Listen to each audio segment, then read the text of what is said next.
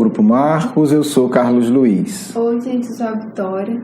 Hoje a gente vai trabalhar o encontro 8, né? Lembrando aí que esse módulo tem as suas especificidades, são 12 encontros, e além disso, há sempre uma relação entre o encontro ímpar com o encontro par, né? No encontro 7, a gente trabalha o tema vice-cristianismo, o aspecto da sexualidade, onde a gente refletiu sobre o encontro de Maria Madalena com Cristo, descrito por Humberto de Campos. Hoje a gente vai trabalhar vice-cristianismo, né, o tema da sexualidade, hoje. Quer dizer, o que é esse hoje? São histórias mais próximas da nossa atualidade, né? Uma diferença aí de 2000 anos, os dramas continuam muito parecidos. Hoje a gente vai estudar uma história muito peculiar também, é muito interessante. Porque é uma história de um espírito, né, que André Luiz classifica, né, como um apóstolo da abnegação e do bom senso. Um espírito que é famoso pela sua bondade e paciência. Um espírito que ele dirige um instituto, né? Ele não é ministro do nosso lar, mas ele é um departamento do Ministério da Regeneração. Então, assim, um espírito que tem uma certa liderança, um espírito que é amado e respeitado. Eu vou ter que estragar algumas surpresas do livro, né? A gente está falando do livro Sexo e Destino, mas eu acho que se de um lado você perde a surpresa, do outro você ganha reflexões. Se quiser parar, ler o livro e voltar, também é uma possibilidade sua, é algo que vale a pena. Também, né? Acho que as duas opções são válidas.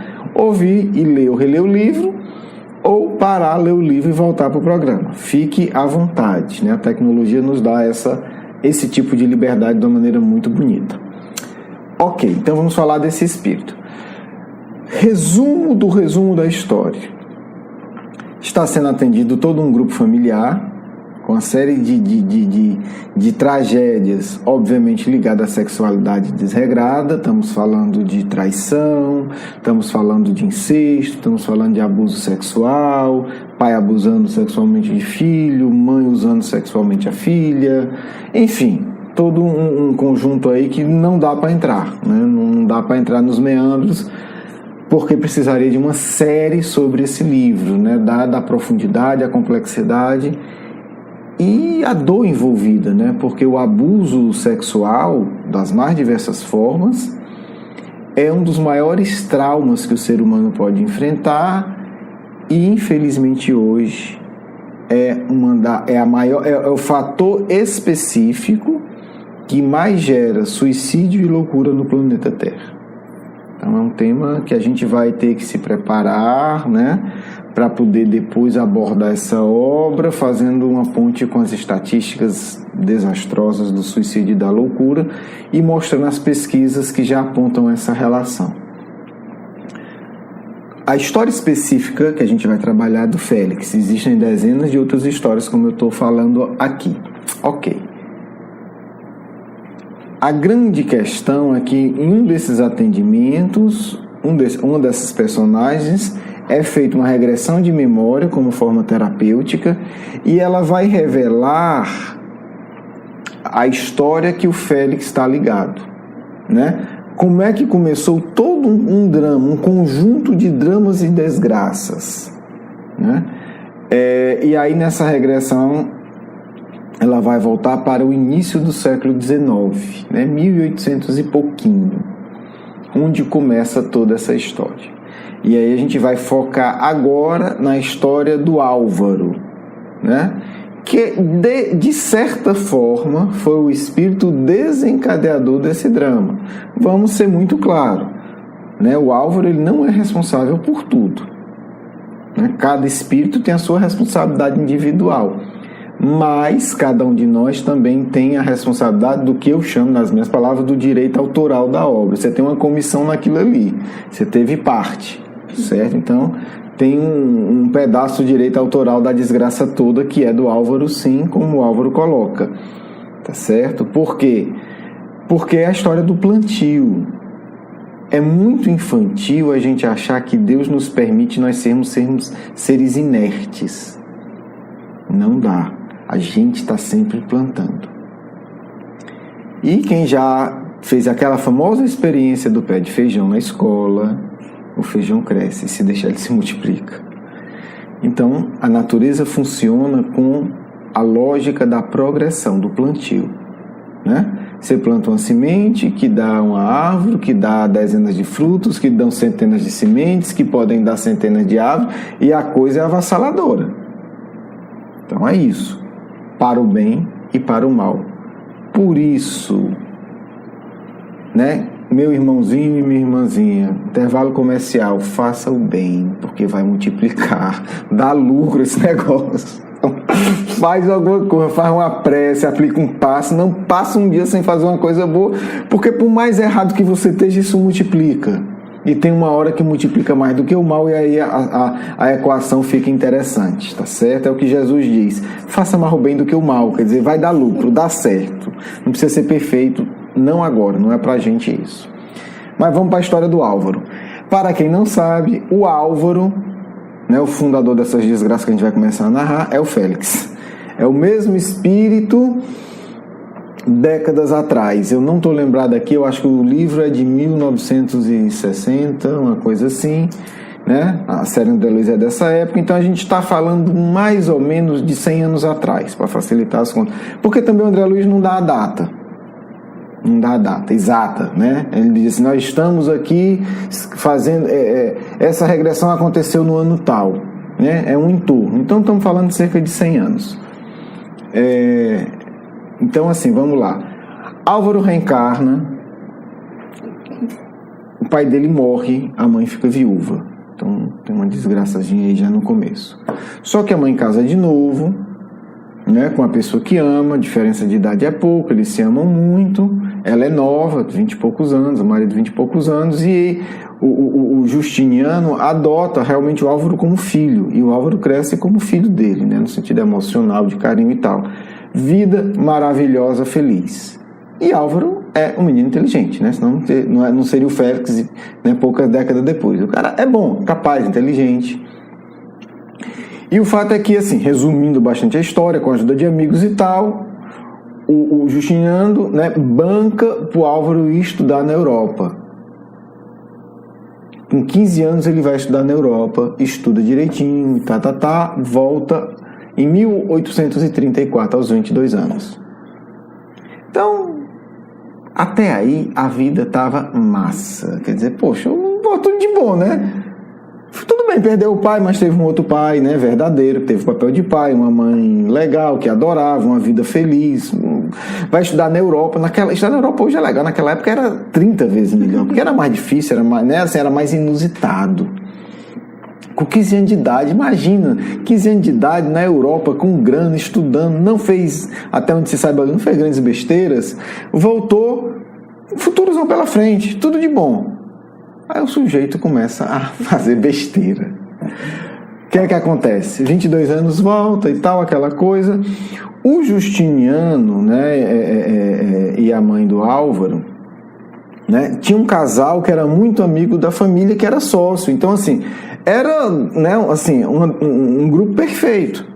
Porque as mulheres se davam bem, os maridos se davam bem, eram amigos e sócios.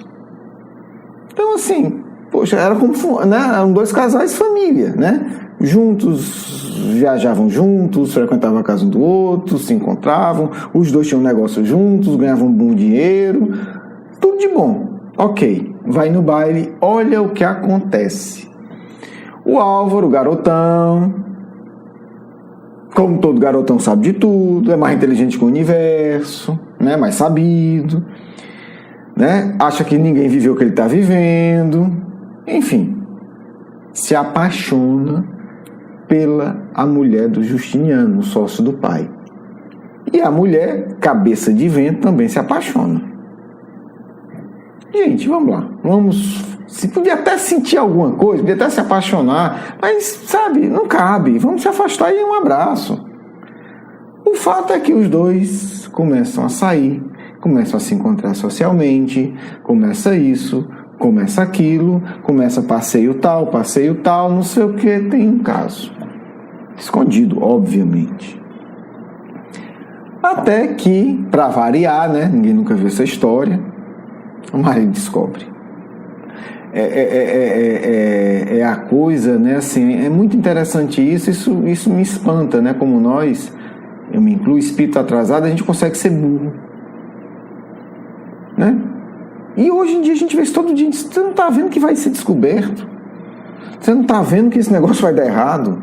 Você não está vendo que, sabe assim, é tanta história ao longo dos milênios, a gente repete e acha que não vai. É como se assim, eu vou pular do prédio, mas dessa vez eu não caio. Basicamente isso. Ok. E os dois são descobertos num hotel pelo marido. Aí você imagina a cena. O sujeito descobre, a mulher, o filho do sócio, tendo um caso. Numa época, né, que isso era um escândalo ainda muito maior. Né? Estamos aí em 1830 e alguma coisa. Aí começou a desgraça. O marido, né, óbvio, se desinteressa pela mulher e resolve sair de casa, mas não sai por causa da filha. Então ele pensa, se eu sair de casa vai ser um escândalo, a sociedade vai, né, criticar, vai sobrar para minha filha vai ser conhecida, né, como filha de uma mulher que trai o marido, de uma meretriz, de uma mulher mal falada. Para suportar a situação por conta da filha, ele continua no lar, mas o casamento acaba. Ok. Aí começa os remendos, né, gente? É o famoso remendo novo em pano velho. É o jeitinho que vai piorar, né? O que o Cristo fala. Não se faz, remendo, né? Remendo... não se usa pano novo para remendar pano velho. Vai rasgar e o rombo vai ser maior. Dá errado. Então é o famoso remendo que não dá certo. Aí o que é que o sujeito faz? Arranja uma outra mulher. Aí ele começa a ter o caso com a outra mulher, quer dizer, uma outra relação torta. Quer separar, é por isso que Kardec, gente, às vezes nossa cultura católica espírita não entende. Por isso que Kardec, quando publica o Evangelho segundo esse, isso foi um escândalo religioso terrível na época, ele defende o divórcio. Está aqui uma prova prática. Não era muito melhor o sujeito ter se divorciado? Ó, não dá mais, você não quer mais ter comigo, você está tendo um caso, vamos separar, acabou-se. Muito mais saudável. Aí, resultado, o sujeito não separa, a mulher continua tendo um caso e ele vai ter um caso. Olha que coisa bonita. Vamos ver o que é que vai dar. Vamos ver o que é que vai dar essa história. Ok. Aí ele vai ter o caso. A mulher, que chama Brits, que é um personagem importante da história, né, que está tendo o caso com Álvaro, né, são os nossos dois personagens centrais, foi feliz, acabou, foi ajudando ele ter o caso. Por quê? Ela não queria nada com ele. Ele tendo um caso, ela, né, enchia menos o saco dela. Deus do céu, gente, já fez a besteira, separa. Na verdade, né, o certo, se quer fazer a besteira, já separava antes. Assume. Você está dizendo que isso é o certo? Não, eu estou dizendo que é o menos errado. Se ela não consegue, ela devia ter chegado e disse assim, olha, não tem mais nada entre a gente, eu não quero mais ficar com você, eu vou me separar. É mais honesto. O erro honesto é 1000 vezes preferível do que o erro com falsidade, porque aí é um erro multiplicado pela falsidade. Né? Eu sei que tem espírita que se escandaliza com isso, né? Por causa da cultura católica medieval, a cultura social da falsidade. Mas assim, a gente vai ver o que vai acontecer aqui. Ela acha é bom, resultado, ele tem uma relação extraconjugal, socialmente não aceita. A outra mulher, a amante do marido, engravida 2 vezes e abandona 2 filhos. Olha a desgraça, olha a desgraça aumentando. Porque se tivesse separado, tivesse casado, seriam 2 filhos legítimos, ele assumia. São meus 2 filhos. É o meu filho da primeira esposa, né? Tem minha primeira esposa e eu tenho minha segunda esposa. E meus filhos eu vou assumir, vou educar, vou cuidar, vou zelar, vou... É muito melhor, gente. Quer dizer, a gente já tem 2 crianças abandonadas. Tá vendo como é que o remendo vai gerando outro remendo, que vai gerando outro remendo, e o mal vai multiplicando? Por quê? Porque é erro vezes falsidade, não é só erro. Não é o erro assumido. Então, né, a coisa vai escalando. Resultado: Justiniano continua casado oficialmente com um caso escondido, apoiado pela mulher, e já com 2 filhos abandonados. E a mulher continua o caso com Álvaro. Também ninguém nunca viu isso, né, gente? A paixão acaba. É impressionante também que ninguém... Isso acontece desde que o mundo é mundo. Tem 300 mil histórias aí, desde os romances Água com Açúcar a grandes obras literárias, falando simplesmente o óbvio. Filhinho, a paixão acaba. Porque você não está apaixonado pelo outro. Você está apaixonado por uma fantasia. E a realidade vai minar a fantasia. Resultado, o garotão Álvaro, de 22 anos, que sabia tudo da vida e tal, já enjoou, já não aguenta mais. Não, isso não é vida pra mim, não. Quero nada dessa mulher. Por quê? Porque, assim, vamos falar claro, o que os dois estavam querendo era sexo. E não sustenta. O prazer sexual, ele não foi feito para sustentar relações. Ele é um elemento importante, mas por si só ele não sustenta. Não adianta. Pesquisa, estuda, olha ao redor, conheça histórias, nunca sustentou. Né? A não ser que seja um sexo vício, um sexo perversão. E ainda assim não sustenta. Ele sustenta, você pode desenvolver o vício sexual, mas uma relação não sustenta. Porque o vício sexual vai levar à promiscuidade. Porque é o vício, não é a relação. Então acontece uma coisa que nunca aconteceu, né? Não sustentou, o garotão se deu conta da verdade. E a mulher, que já tinha uma vida vazia, porque ninguém faz isso se não tem vida vazia, né? E uma vida vazia sem coragem de assumir. E eu não estou condenando ninguém, mas eu acho que é importante a gente analisar a história, né? A história foi dada para isso. Não foi para ganhar dinheiro vendendo livro. A história foi escrita para que a gente se educasse. Então, né, eu estou fazendo aqui simplesmente dando continuidade a esse processo, dando a minha pequena cota de colaboração. Ok, 4 anos depois o garotão, 26 anos, já enjoou, já não sou mais menino. Aí eu vou rir um pouquinho, gente, porque enfim. Aí o rapaz se lembrou que tinha uma noiva em Portugal, 4 anos depois. Eu lembrei que eu tinha saído de Portugal com um compromisso de voltar para casar. O que não é a memória humana, né, gente? O que não é a memória? A memória é curiosa. Só que aí, a Brits, aquela mulher vazia, que se apaixonou, que seduziu, disse, não, agora você vai me deixar sem nada? Eu me mato.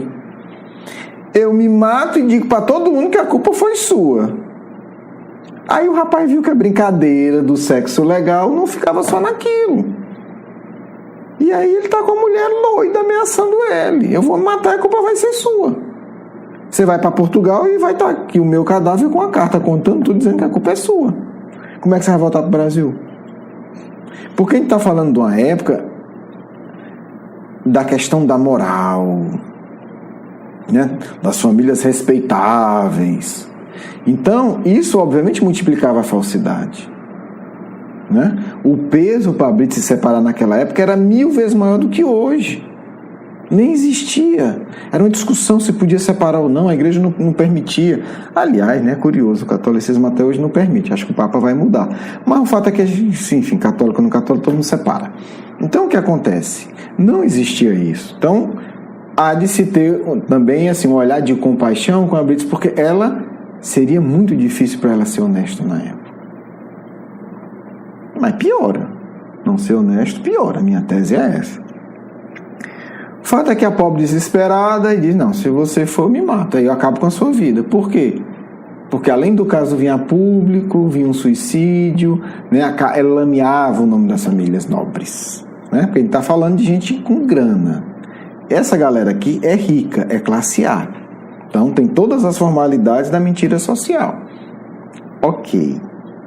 E aí o sujeito, cá pra nós, né? Com todo respeito ao Félix, se hoje é um espírito evoluído, que eu respeito, então não sei quem é, mas obviamente respeito, e admiro o trabalho que a gente conhece por meio do André Luiz dele, e a coragem que ele teve, que eu vou já falar. Mas assim, tô falando do Álvaro. Aí o sujeito achou que tinha feito pouca besteira, né? Como se diz, tentou dar um giro e deu um giral, né? Assim, foi fazer um outro remendo do remendo, aí eu vou lhe dizer, ferrou com tudo. Qual foi a brilhante ideia do nosso garotão aqui, Álvaro? Tô falando do Álvaro, não do Félix, né? que o garotão pensou? Essa mulher é doida. Eu tenho que arranjar outra coisa para ela se entreter e eu fugir. Até aí, eu vou ser sincero, eu concordo com ele, né? A forma dele escapar era essa mulher arranjar um outro doido, uma outra vítima. Obviamente ninguém é vítima, né, gente? Tá falando de todo mundo cometendo erros gravíssimos. Ok. E aí, o que é que o nosso amigo, nosso querido irmão faz? Olha que plano dos infernos. Gente, é um plano dos infernos. Só pode ter sido o diabo que inspirou ele. Ele vai estimular um caso do padrasto dele, que era um cara gente boa, pelo amor de Deus. O cara cuidou dele como um filho. Fez tudo. Com a Brits, com a amante dele. Ele vai ferrar com a vida da mãe, que ele tá dando um amante pro pai. Vai ferrar com a vida do pai, de tudo que é jeito, porque vai arranjar um amante, e a amante nada mais é do que a mulher do sócio. Assim, que plano dos infernos. E aí ele consegue. Eu não vou entrar em detalhes. Ele começa discretamente a falar de um pro outro, a dizer que não sei o quê. O pai possivelmente não sabia que ele tinha um caso com a Brits, então ele começa a dizer que a Brits gosta do pai, começa a insinuar, porque ela comentou isso, e começa a estimular ele a mandar presente, enfim. Não vou entrar em detalhes. Ele faz os dois, né? Ele seduz um para o outro, né? Ele seduz um para o outro, né? Então, assim, o Justiniano, né, que era o padrasto, mas que foi pai, na verdade, foi o pai que adotou, que cuidou, que amou, que bancou. E aí junta os dois. E aí ele surpreende os dois como se fosse, né? Ô, coitados, vocês estão tendo um caso. E estou muito magoado. Estou muito magoado, sou a vítima da história. E vai-se embora para Portugal. Quer dizer, a Brits não aguentou, assim, é a traição dentro da traição, né? Gente, cá pra nós, esse livro dá uma série da Netflix boa, dá, se pegar um bom escritor, um bom roteirista, dá, porque assim, né, é a traição da traição da traição.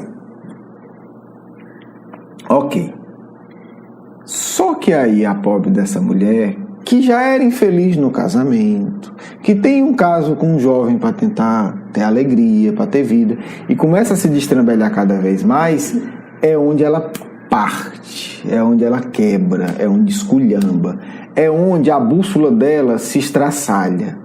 Ela perdeu todo o norte. E isso aí é importante, talvez seja a coisa mais importante desse estudo. E isso pode acontecer com todos nós. Aí é que está a grande lição. Aí é que está. Por isso que o Cristo é tão rigoroso nesse aspecto. A gente vai depois estudar mais detalhado o judaísmo, mas eu estava vendo um trabalho de uma das maiores especialistas em judaísmo hoje viva, né? E ela faz um estudo, ela é judia e segue a tradição judaica, mas ela estuda também muito o Novo Testamento. E ela comentando a relação do Cristo com a tradição judaica. E ele diz, o Cristo não apenas continuou grande parte da tradição judaica, ele tornou-a mais rigorosa. Porque aí ela vai dizer, a lei de Moisés diz, né, que você não pode, né, ter a mulher do próximo, você não pode desejar, você não pode invejar a mulher do próximo. O Cristo pega essa lei mosaica e ela torna muito mais rigorosa. O Cristo diz, se você olhar para uma outra pessoa, para uma mulher, desejando, você já cometeu adultério. Quer dizer, ele não só continuou nesse aspecto, ele tornou mais rigoroso. E é aqui que o Evangelho faz todo o sentido. Quer dizer, se o Álvaro ou se a Brits olharam um para o outro na primeira festa que se encontraram, sentiram desejo sexual um pelo outro, tiver sentido, opa, eu já estou cometendo adultério, para que eu já estou errado, aborto, traição, loucura, não tinham se desencadeado. Porque se você acha que até agora teve desgraça, é porque você não conhece o resto da história. Porque isso aqui é só para esquentar. Isso aqui gerou, né? Eu vou ler só as desgraças iniciais aqui, mas é só para entender. Gerou incesto, gerou estupro, gerou loucura, gerou suicídio, gerou tudo isso. Como é que isso gerou? Porque um olhou para o outro, cometeu adultério no coração e não quis seguir o Cristo. Essa é a questão do Evangelho. O Cristo, quando fala, ele conhece milhares de histórias dessas aqui. Ele sabe o que ele está dizendo. Ele não é um tolo. Vou citar aqui uma regra para você. Ele sabe. Ele tem no arquivo mental dele bilhões de histórias. Então, quando ele pronuncia uma coisa, ele sabe do que ele está falando. Ele não conhece, não é 3 mil nem 5 mil histórias, não. Ele conhece bilhões. E aí o que acontece? A Brits quebra. Ela daquele olhar, né, para o Álvaro, malicioso, que ela não quis se dar conta que já estava cometendo adultério e que ela já tinha errado, já estava na hora de parar. Foi. Agora ela vive isso que o Álvaro faz e ela quebra. Ela perde todo o norte. E 100 anos depois ela vai continuar cruel. Porque quando quebra assim demora para ajeitar. E não é ela não, é todos nós. Como é que o André Luiz descreve? A partir daquele golpe, a senhora Castanheira, né, que é a Brits de Castanheira, tem uma nova personalidade. Né? Vocês que já fizeram outro módulo sabem que a gente está falando das subpersonalidades. A personalidade que ela estava alimentando. Convertera-se em mulher calculista e cruel. Nunca mais se viu nela um gesto de piedade. Começou com o adultério do olhar com Álvaro, essa história, que ela alimentou. Ela podia não ter alimentado, ela podia ter dito, opa, o que é que Jesus diz sobre isso? Calma lá, ele sabe das coisas. Para onde é que eu vou? O que é que eu faço com isso? Porque para ela, naquela hora, era muito fácil. Vou me afastar, é o filho do sócio do meu marido, eu não preciso encontrar mais. Ou encontra, boa noite, boa tarde, tchau, vai para outro canto. Ela não tinha nem que conversar com ele. Estavam situações totalmente diversas. Seu filho, tudo bem? Tchau. Você está bem, meu filho? Tô. Acabou-se.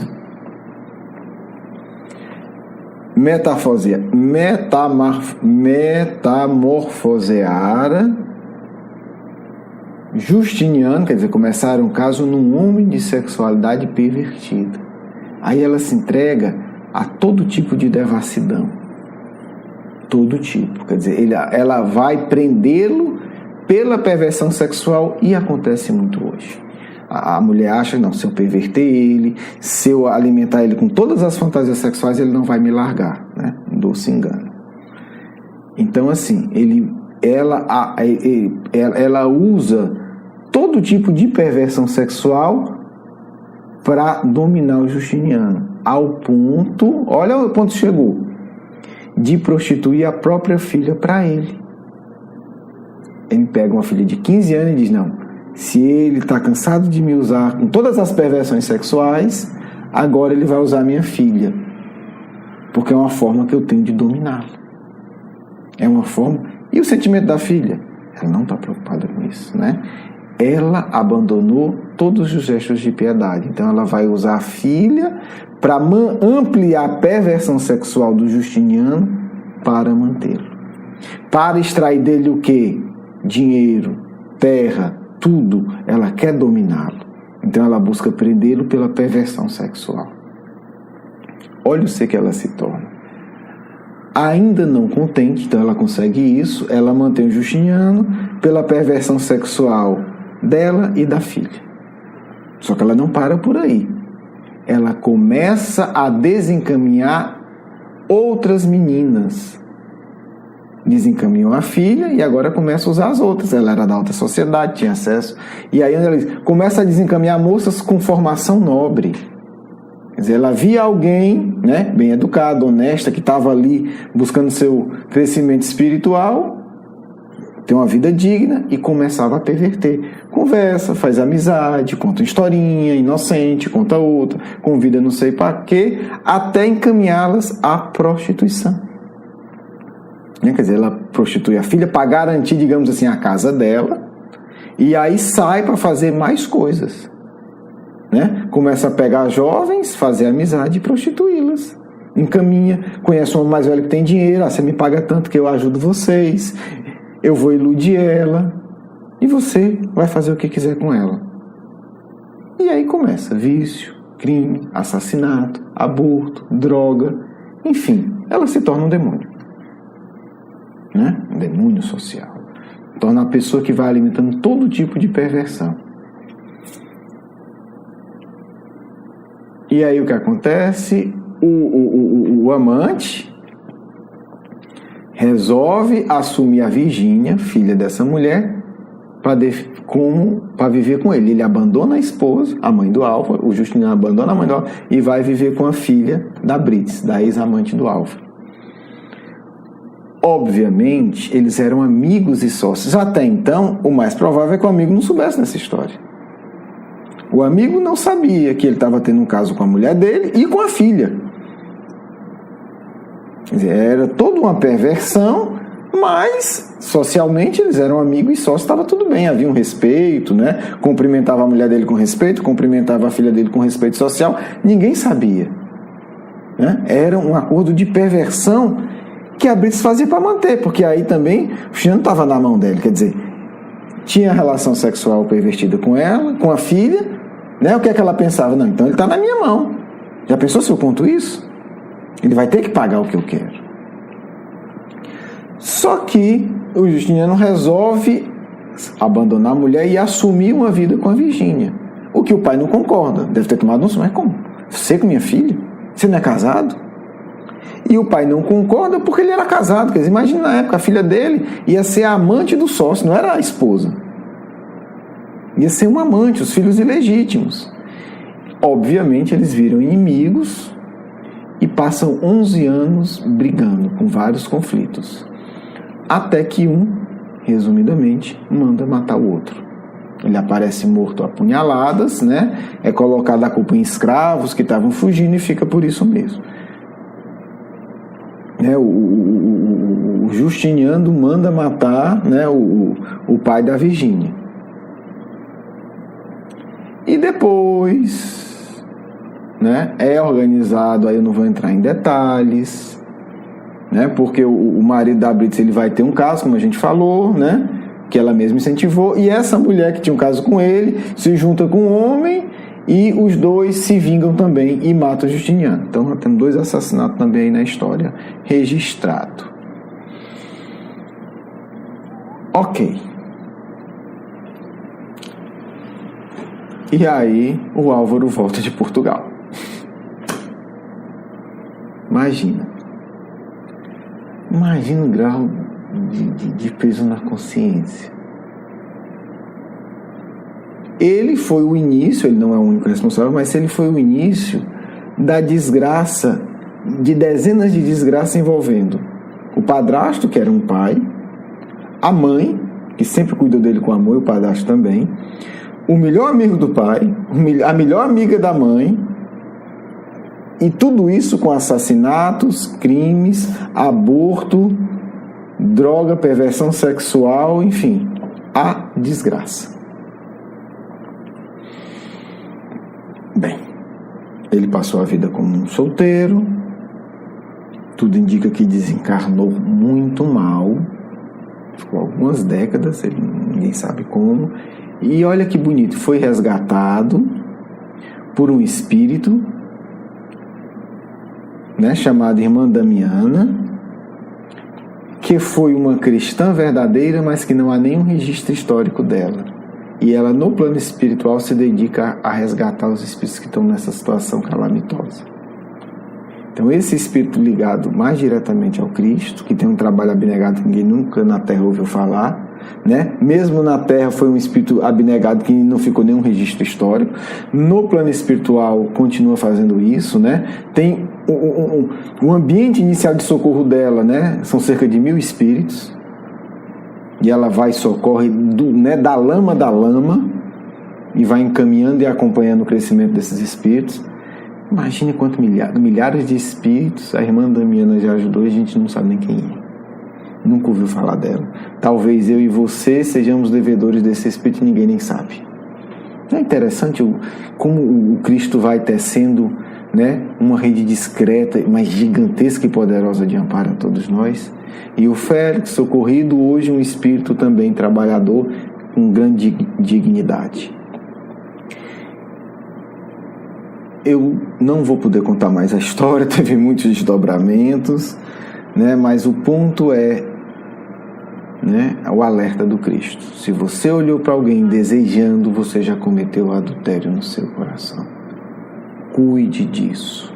Não é brincadeira. Por mais que a nossa sociedade leviana ache tudo bonito, ache tudo legal, a vida real, os exemplos reais da vida mostram que a gente às vezes começa algo que a sociedade, na época não, mas hoje que a sociedade classifica como positivo muitas vezes, legal, a gente não tem ideia quantos séculos de dor e desgraça a gente está plantando. Isso vai se multiplicando. Então, vale a pena quando a gente pensar em sexualidade lembrar do simples e profundo ensino do Cristo. Se você olhou para alguém desejando, você já cometeu adultério. Trata de já cuidar do erro cometido e não achar que é pouca coisa e gerar aí loucura, vício, desgraça. E é isso que gera na prática. Por mais que a mídia diga diferente, por mais que as brits, né, que estão hoje nas faculdades, nas mídias sociais, nos ídolos, digam que é tudo bem, não é. São espíritos que já quebraram a bússola e estão querendo angariar outros espíritos para perversão, como fez essa senhora aqui. Porque, como quem diz, é uma forma de se vingar da humanidade. Cai nisso quem não conhece o Cristo ou quem não considera verdadeiramente que o Cristo está falando de verdades e não de teorias vazias e bonitas para agradar. Bem, a história é forte, o caminho é longo, mas se nós entendermos um pouco melhor essa frase do Cristo, que eu já citei várias vezes, né? Nós vamos ter cuidado. O Cristo é tão radical nesse sentido que ele diz: se teu olho é causa de escândalo, arranca-o. É melhor que você fique sem olho do que você se perca. Óbvio que é metafórico, mas vamos ser sinceros. Se o Álvaro tivesse ficado cego, teria sido melhor. Um grande abraço, vamos para a nossa segunda parte. Um grande beijo no coração. Que Deus fique com todos nós.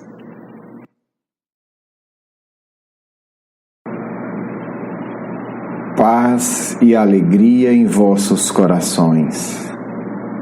Que o Cristo nos envolva a todos, com o seu amor sereno e elevado, com a sua vontade poderosa, para que consigamos em seu nome falar do amor. Muito obrigada pela sua presença hoje. Nossa dúvida é como podemos evitar que caiamos em erros semelhantes ao do espírito Álvaro do livro Sexo e Destino. Primeiro, questionando-se. Por que nós que trabalhamos em nome do Cristo, vinculados ao Consolador, vos destinamos essa história? Se pensais com firmeza de ânimo, entendereis que em larga medida ela retrata a vossa própria história. Consequentemente, o primeiro momento deve ser de honestidade íntima. Verificar-se intimamente os próprios impulsos e desejos. Nunca tive uma atitude de Álvaro. Nunca tive uma atitude de Brites. Nunca tive uma atitude de Justiniano. Nunca vivi situações que podem se assemelhar a estas, do ponto de vista psíquico. Porque, como sabeis, psiquicamente mantendes as tendências do passado até que elas sejam reeducadas. Reconhecendo, portanto, a vossa iniquidade, os vossos impulsos doentios, podereis, dialogando com Cristo, buscar a transmutação verdadeira destas verdadeiras infecções de vossas almas. É necessário o passo inicial. Vos reconhecestes como os necessitados de forma sincera, de forma honesta, com uma verdade que liberta.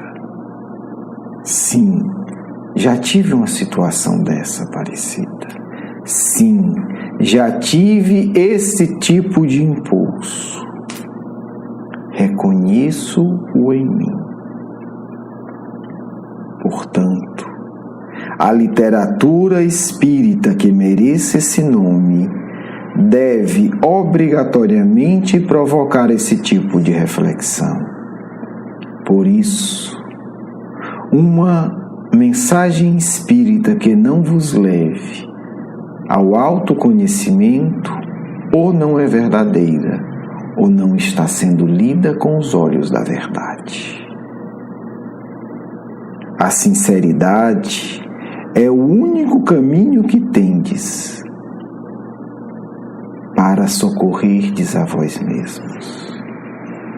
A Terra hoje enfrenta o momento de educação das iniquidades. Não é o mundo que está pior, é o tratamento que se intensifica. Porque em outra época, histórias como essa passavam desconhecidas da grande maioria.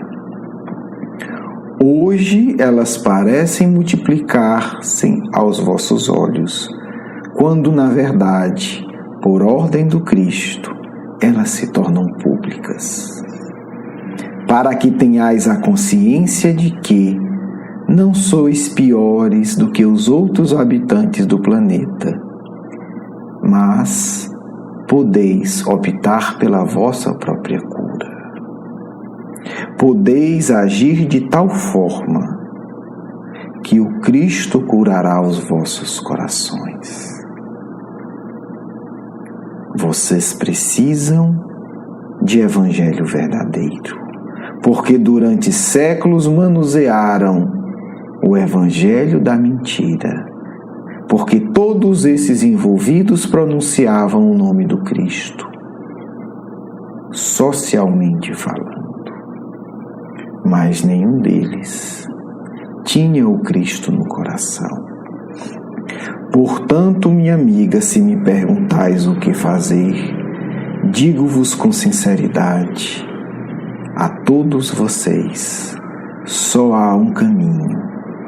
Apresentai as vossas chagas ao Mestre de Nazaré, porque vocês pensam que o Mestre apresentou sua mão ferida a Tomé apenas para convencê-lo da imortalidade, quando na verdade, a verdade é muito mais profunda. O Cristo mostra as suas chagas para curar a chaga da incredulidade de Tomé, mas mais ainda para vos ensinar que somente quando tiverdes a dignidade de mostrar as próprias chagas ao Cristo, Ele vos curará. Mostrai as vossas chagas. Esse é o pedido da vossa consciência e essa é a lei do Criador. Mostrai diariamente as vossas chagas ao Cristo, com sinceridade, e não tereis o mesmo destino desse espírito infeliz que desencadeou milhares de crimes.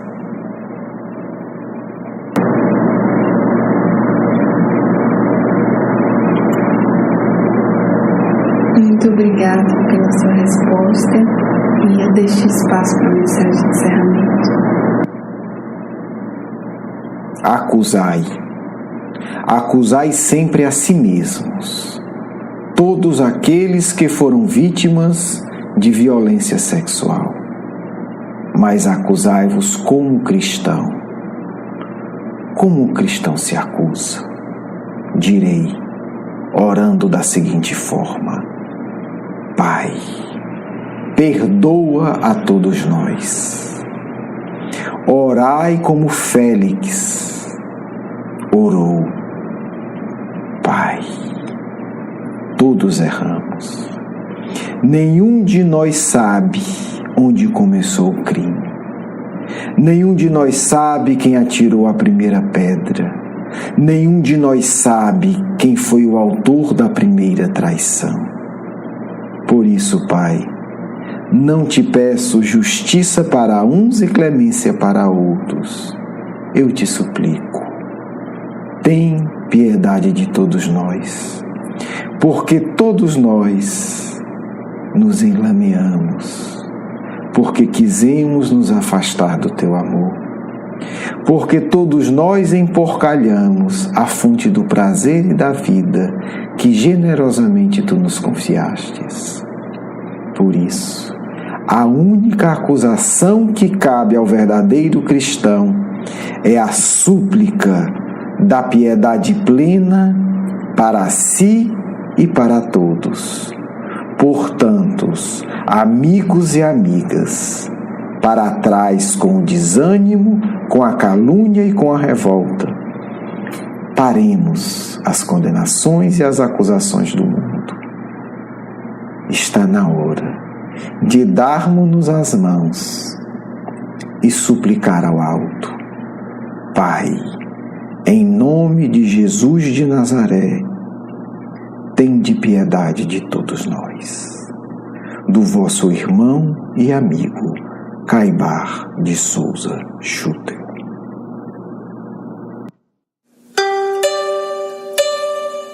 Quero agradecer o seu carinho, a sua atenção, e para conhecer mais do nosso curso Educação Espírita, um convite à juventude, do nosso programa Nova Geração e os nossos livros, por favor, visite o nosso blog grupomarcos.com.br. Você é muito bem-vindo. Um grande abraço.